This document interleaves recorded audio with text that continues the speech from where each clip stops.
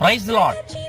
భూమి మీద మన గుడారమైన ఈ నివాసము శిథిలమైపోయినను, చేతి పని కాక దేవుని చేత కట్టబడిన మరి నిత్యమైనది అయిన నివాసము పరలోకమందు మన కొరకు ఉన్నదని జాగ్రత్త పడదుము. మనము దిగంబరులము కాక వస్త్రము ధరించుకునే వారముగా కనబడదుము. కాబట్టి పరలోకము నుండి వచ్చు మన నివాసము దీనిపైన ధరించుకున్న అపేక్షించుచు దీనిలో మనము మూలుకుచున్నాము.